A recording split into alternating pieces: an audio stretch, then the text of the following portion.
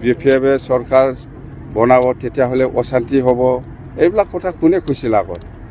ইলেকশ্যনৰ নিৰ্বাচনত আগে এইবিলাক কথা কোনে বাহিৰ কৰিছিল? কোন দলৰ মানুহ? যে বিএফএফে যদি BTCত আকৌ চৰকাৰ বনায় তেতিয়াহ'লে এই অঞ্চলত অশান্তি হ'ব, এইবিলাক কথা কোনে আজি ক'লে হ'ব?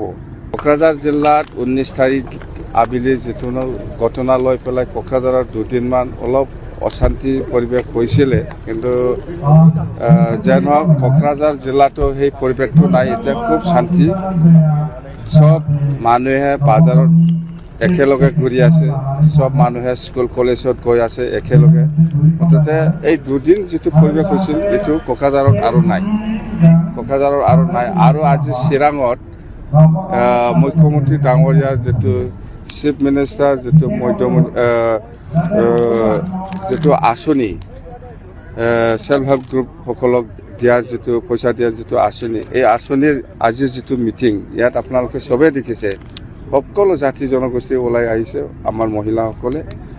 আৰু সেইটোকে প্ৰমাণ যে চিৰাং হওক বা কোকৰাঝাৰ হওক খুব শান্তি পৰিৱেশ আহি পৰিছে। আৰু সেইটোকে আমি বিচাৰিছোঁ যে যিহেতু আমি সকলোৱে এই অঞ্চলৰে মানুহ, ইয়াতেই থাকিব লাগিব, আমি একেলগে থাকি যাম, ইয়াতেই কাম কৰি যাম, সেই পৰিৱেশটো আমাক সকলো জাতি জনগোষ্ঠীয়ে বিচাৰে। আৰু আমিও আপিল কৰি আহিছোঁ যে আমি একেলগে থাকিব লাগে, শান্তি বজাই ৰাখি পেলাই, তেতিয়াহে উন্নতি হ'ব।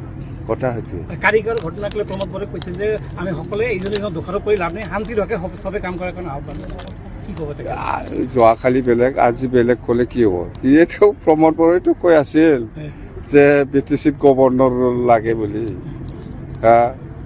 BTCত গভৰ্ণৰ ৰোল লাগে। যেতিয়া নাকি বিএফএফে চৰকাৰ বনাব তেতিয়াহ'লে অশান্তি হ'ব, এইবিলাক কথা কোনে কৈছিল আগত? ইলেকশ্যনৰ নিৰ্বাচনত আগে এইবিলাক কথা কোনে বাহিৰ কৰিছিল? কোন দলৰ মানুহ? যে বিএফএফে যদি BTCত আকৌ চৰকাৰ বনায় তেতিয়াহ'লে এই অঞ্চলত অশান্তি হ'ব, এইবিলাক কথা কোনে আজি ক'লে হ'ব? কি উদ্দেশ্য আচলতে প্ৰমোদ বড়োৰ? উদ্দেশ্যটো এইটো আপোনালোকে দেখি আছে না। আজি যদি ভাল কথা কৈছে ৱেলকাম হয়, একজনে একজনক দোষ দি থাকি লাভ নাই। আমাক সকলোৱে মিলি পেলাই আমি থাকিব লাগে, চবেই BTCৰ ৰাইজ, চবেই BTCৰে মানুহ। এই অঞ্চলত উন্নয়ন চবেই বিচাৰে, যদি অশান্তি হয় অঞ্চলত উন্নয়ন কেনেকৈ হ'ব? প্ৰমোদ বড়োৰ যদি এনেকুৱা হৈছে ভাল কথা, কিন্তু আগৰ কথাটো মনত ৰাখক।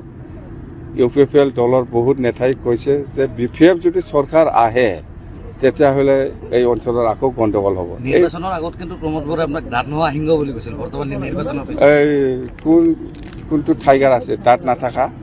ওচৰত যাই পেলাই চাওক।